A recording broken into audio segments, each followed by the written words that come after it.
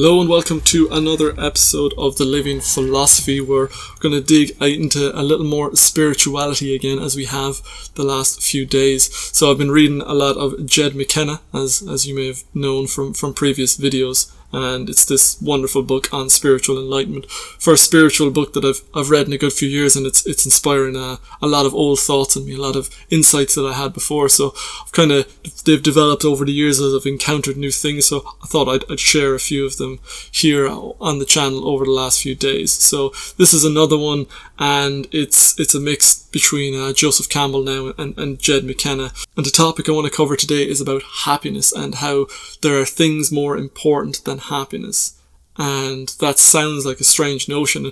In the language of spiral dynamics again, this is moving from the level of green into the level of yellow. This is moving into the second tier, that you realize there's something beyond happiness. There's something more important than happiness. And that's meaning, and that's something greater, truth. And that's kind of what I want to dig into today with a couple of stories. So the first story is one that Jed McKenna talks about in his book Spiritual Enlightenment, and it's an old Hindu story about Krishna. And Krishna is a great god in the Hindu pantheon, and he has a number of wives, and they all treat him as sacred. And one day he's got this itch on his head, or this pain on his head, that he wants one of them to step on his head to kind of like help him with his pain.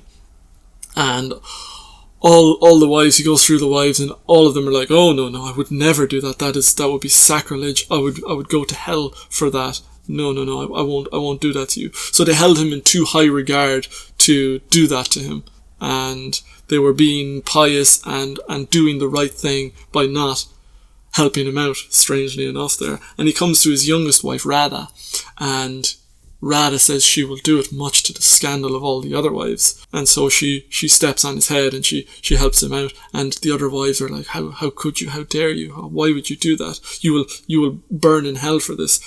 And she says she would be pleased to spend eternity in hell if it would bring her Lord a moment's comfort. So that's a mind-blowing story for me, and it just shows that there's something more important than happiness. It's moving to the next level, that she will sacrifice herself for something more important than her. And this is moving to a higher cause. It's probably even like turquoise level. It's probably even moves beyond yellow, because you're moving again beyond that personal sphere into a kind of a collective sphere with the sacrificing for Krishna, sacrificing yourself for something higher. And really just a beautiful story. And there's another story that Joseph Campbell says, which is in a very similar vein. That final insight is in a similar vein, even though it's at a lower level. You'll see what I mean. So it's the story of the ancient Irish princess Iseult and the English prince Tristan. So this comes from the Arthurian myth cycle of England. And Tristan is going to collect Iseult to escort him to his uncle, who is the King Mark of Cornwall, I think. And so he's just sent there to fetch her. And her mother is a witch. Iseult's mother is a witch, the queen. And she prepares a love potion so that Iseult and King Mark will fall in love with each other. And on the boat trip over, Tristan and Iseult, they incidentally end up drinking this love potion. And they obviously fall madly in love with each other, and Iseult's maid comes in, who would have been sent with her by her mother. And when she sees that they drank the potion, says, "You've drank your death."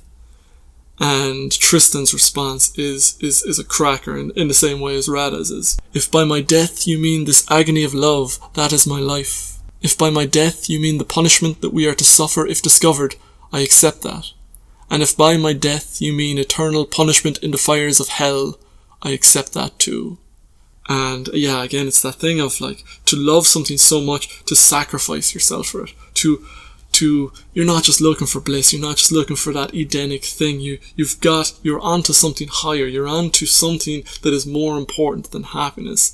And you are willing to accept hell for it. And that, for me, is a notion that's more powerful than the spiritual idea of bliss, of that Eden, of paradise, of experiencing that inner happiness. And you see people who are driven by meaning, so rather than seeking happiness, they dedicate themselves to a higher purpose in life. And I'm a big fan of Elon Musk, and I think that's what he's done. Is I look at him on Joe Rogan, and he has this really interesting quote. And he says that, Joe Rogan's talking about, well, what if there was a million Elon Musks? And he says something really crazy. I don't think you'd necessarily want to be me.